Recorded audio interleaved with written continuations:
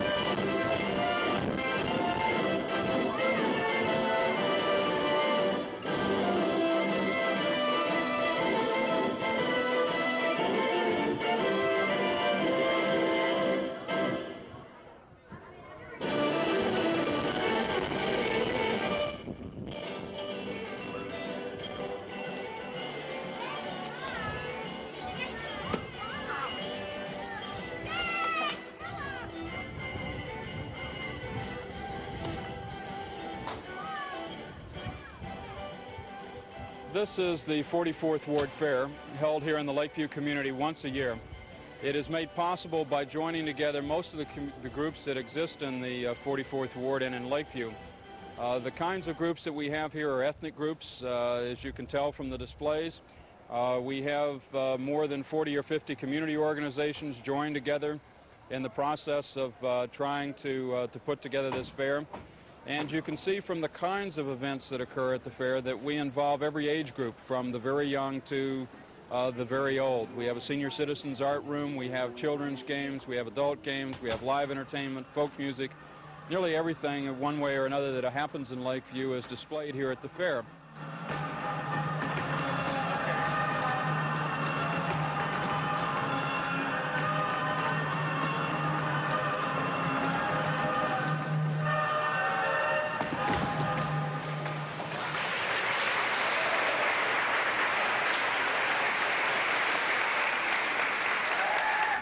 What brings you to the fair?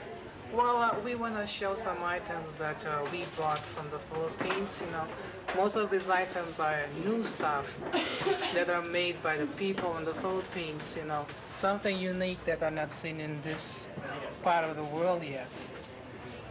Welcome. Do you live in the 44th Ward? We live on Halsted and George.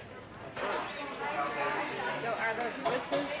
This piece is called cheese pie, and the blitzes are over here. At 6 sticks. You don't want to get sick. That's your 6.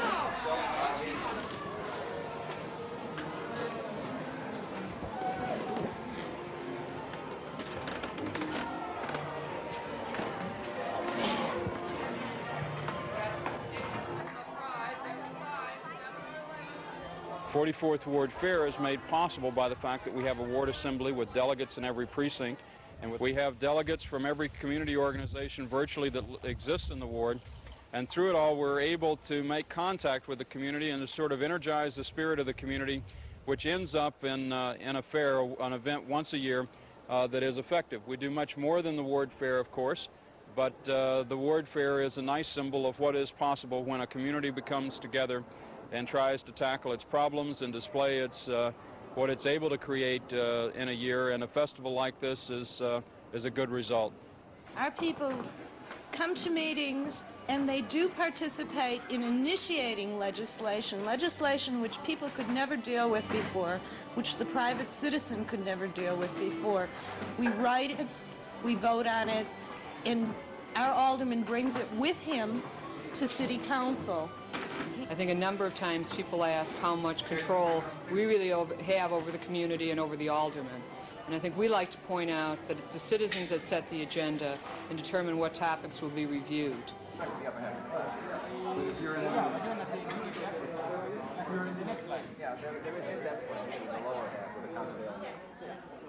We also have a committee structure that's divided into 4 different areas, and matters that need review or in-depth research go to those committees. And I think, as Bea has pointed out, we help write legislation, we help research background of legislation that we're not quite sure is addressing the issue the way we'd like it seen, or we may also just cover general topics of community concern that may or may not result in legislation. I think, again, the important thing is that the 2/3 vote of the ward assembly binds the alderman to take action. Being a representative, not a beat rep, but a regular, precinct representative, I try to contact mine, and one moved. The other one was very helpful, but said that it's pretty much dissolved in the area, so that's my experience with it. What's the beat rep supposed to do? He's supposed to work with the community on chronic problems. Let's say you have a gang problem, or you feel that there's some drugs or prostitution, or there's a lot of vandalism going on. He's supposed to bring the beat cop into his home with a meeting of community residents to discuss these type of problems and work on a way that they can be solved. But it's absolutely essential. It's clear if we lost the industries that are in Lakeview, the community would not survive. It's only because we have a number of industrials. So generally planners with experience talk about maybe 20% of the jobs ought to be located in the community, maybe 30%. For the community to be viable. The committee has been discussing the problem of keeping industry in the neighborhood and in Chicago, and trying to encourage new industry to come into the neighborhood and into Chicago. We're suggesting that as a start, the ward inventory all of the present business activity within the ward itself to determine who's here, what their problems are, and to lay out some goals for the next 5-10 years for increasing business participation, meaning putting people to work in the neighborhood, in the ward itself. The proposal before the ward assembly that we provide signs, such as the sign that March is holding, which will encourage people to clean up after their dogs. And we're going to present this tonight to the assembly and discuss it, and hopefully get a vote from the assembly as to whether we can go ahead and have the signs made up and how we're going to distribute them within the ward. If you're working from the blue sheet, which you got, when you came in, and which most of you got in the mail, and that is the item of the new admissions policy for the University of Illinois. We will have 1 hour for this period of the discussion. Bringing the issue to the floor of the assembly was done by the Social Action Committee, but we will simply introduce the guests from the University of Illinois to try and explain the issue. We will first have the viewpoint from the administration for 10 to 15 minutes, the viewpoint then from the concerned faculty and students for 10 to 15 minutes, a period of questions, and after the questions are completed, the assembly itself will have at least 15 minutes to debate. The debate is centered upon the proposal from the Social Action Committee, which is on the blue sheet. There's been a incredibly severe and also incredibly regrettable changes in the kind of education that students are getting in schools generally throughout the country, and certainly particularly acute in Chicago. What we are trying to find, and I will elaborate this after the presentation in terms of how we're going about it, is a way to better predict those students who can come to Circle and make it on their own, those students who can come to Circle but need help in order to make it, and then make sure that help is available, and those students who could better serve their own educational interests by going into an institution that is better geared to those interests.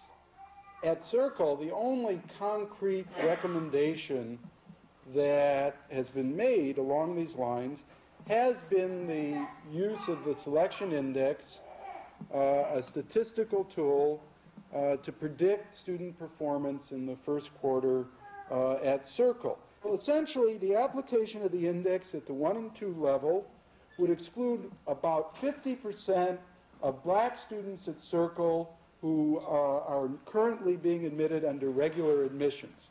It would exclude 40% of Latino students and still a sizable percentage of white students, about 10%.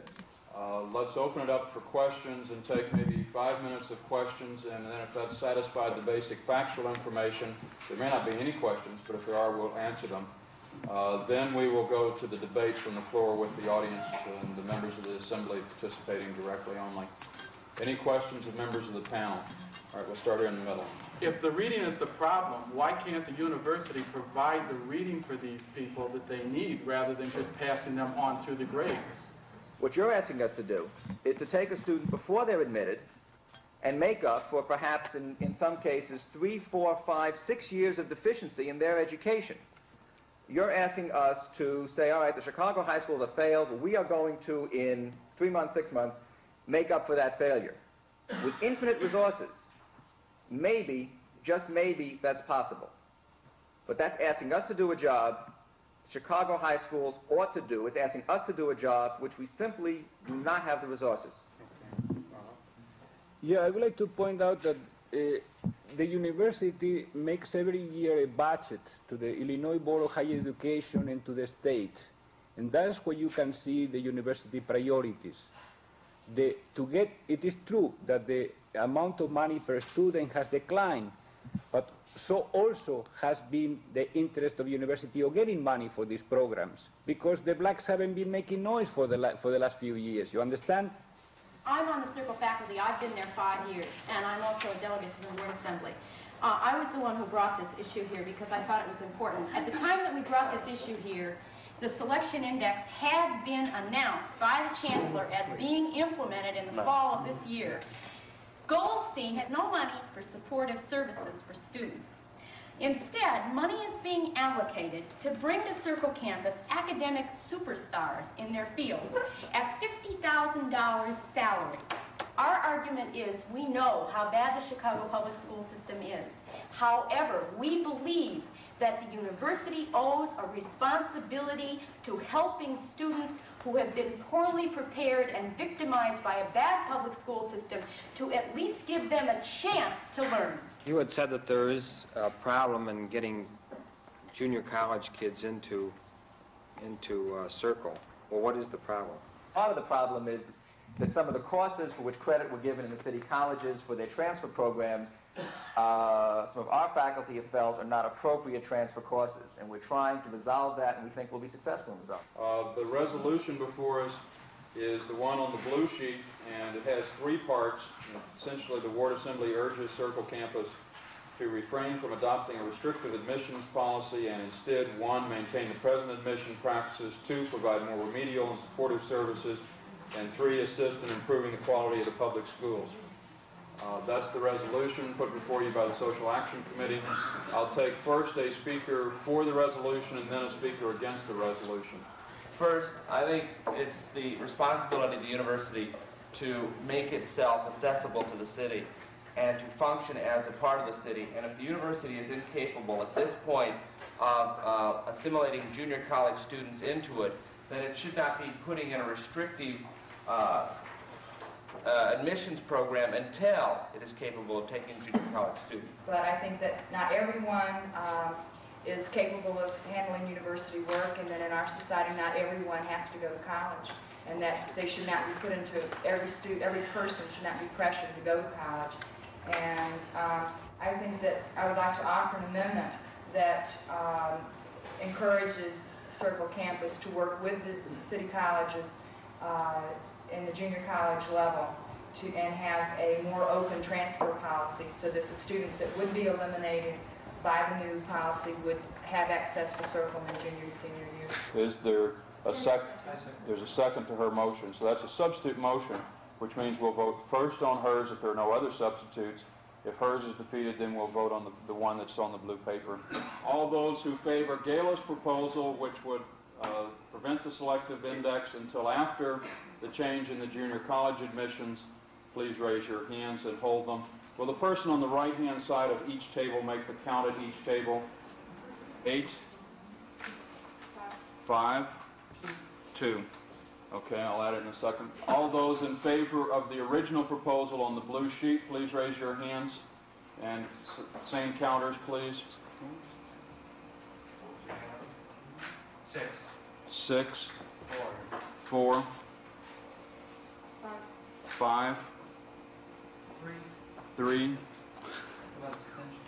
Okay, abstentions? Everyone apparently got a vote. All right, just a second. It's an incredibly close vote. The vote is 19 to 18, which suggests considerably more. It's obviously not binding, as you know. It requires a 2/3 vote. The question is, can this be formulated in some other way in which a vast majority can be achieved?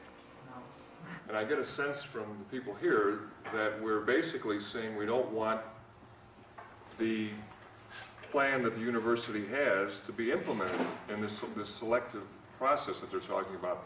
I'd like to know if that's true, if my reading of the audience is true.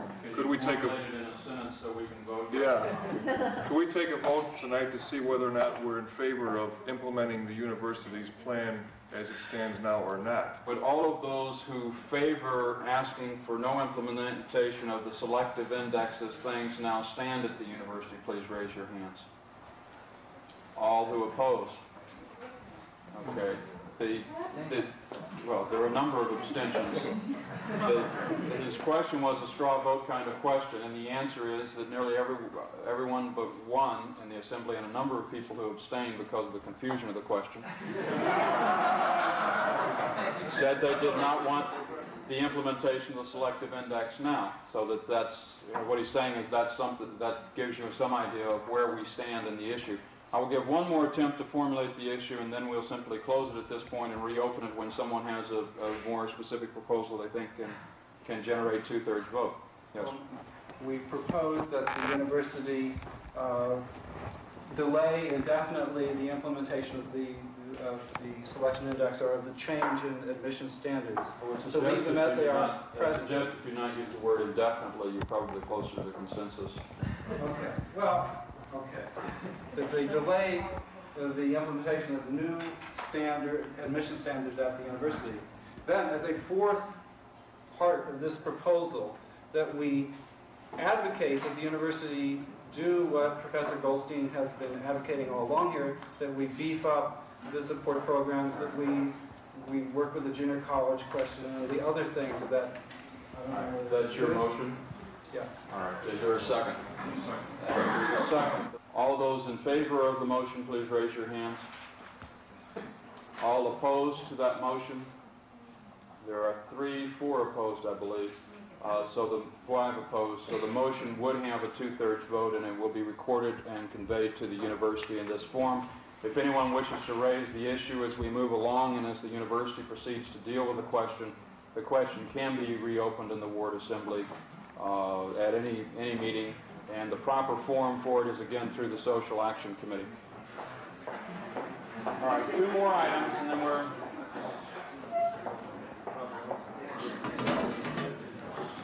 I've been asked to present a resolution by the Service Committee on an ever-popular issue of dog litter. I'll read the resolution. Be it resolved that the Ward Assembly make arrangements for the production and distribution of signs to remind dog owners of their responsibility to clean up their pet's litter. The committee tonight considered a sign that would look very similar to this sign, and this sign is now currently being posted down in the North Shore, Astor, Dearborn, and State Street area. The people down there have told me that it's been very successful. They have seen people picking up after their animals and feel it's helped their problem down there. If we ordered 100, it would cost us, per sign, it would cost $5.80. The chief question is whether we want to do it. The notion is the Ward Assembly would purchase with maybe other groups such as Southeast Lakeview neighbors would purchase, say, 100, and that we would then sell them to blocks that wanted them. So that anytime, probably take about 6 signs to a block, so anytime the people on the block got $30 together, they would purchase their 6 signs, get an ordinance if it's needed, and affix them for that block. That's roughly the kind of notion the committee is coming to you with, and that's the resolution before. Not worried so much about the exact wording or whether it has any other decoration on it. It's just a question of whether this kind of sign at this kind of price is something the Ward Assembly thinks is a needed service in the area. I would much rather suggest a sort of bumper sticker that we could affix to gates or fences or garages or anything, and not have to have a mechanic install that and then have some punk come along and destroy it the first chance he can get his fingers under it. That's right. You could do that way, and you can make a proposal for that if you want as an alternative, and I'll come back in a second. Yes? I suppose this has been done, but I would suggest that we look into the possibility of having less expensive signs. It's a pretty aristocratic area down there in North State and Astor, and they can afford $5 signs, but people around here, that's a considerable expenditure. The problem is the permanence, and that is it has to be metal, which immediately drive to be able to last. And there's your problem. Once you're into metal signs, you're in, whether it's $5 or $3, it's still in that range. It will not be cheap. All right, the motion on the floor is the one that we do these kinds of signs. Are there now people who want to speak towards that motion?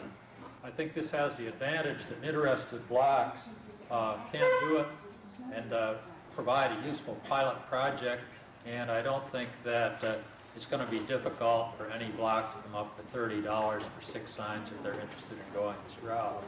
And I think it's being highly visible and conspicuous probably helps the psychological effect. The only thing that I would have against that is it's just printed.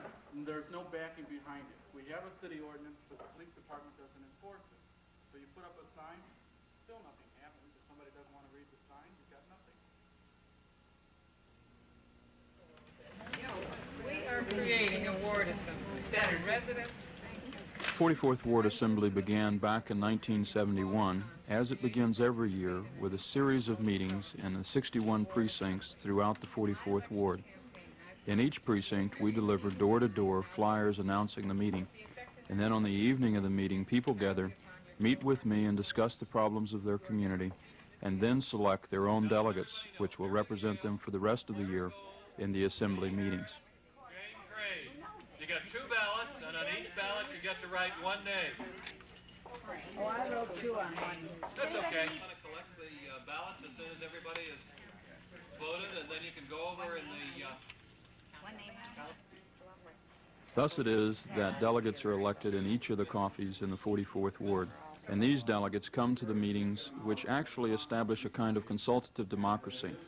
We discuss the legislation facing the city and the projects which might be undertaken in the community, and together try and shape a governance which will be of benefit to all. Essentially, the City Council has not been meeting, as you know, because it's been busy with the election. And we're now getting a flood of major legislation, so that in the next 2 months you're going to see more important things. So you probably won't see them, they're almost invisible. But there are more important decisions going to be made in the next 2 months than were probably made in the last 2 years in city government. I want to just alert you to what they are. We cannot take action on all of them. The Ward Assembly still has time to do some, and your community groups may care. First of all, on the Community Development Act, the Community Development Act will be coming back to the City Council, and the answer for Lakeview is not particularly encouraging. It normally isn't, and it's not much better this year. Basically, Lakeview has been left out of the Community Development Act, and that's not only this ward, but essentially all the Lakeview wards have been left out of the Community Development Act, which is the pool of federal money which is used for major projects. We did get 2 or 3 items, and I'll cover what they are.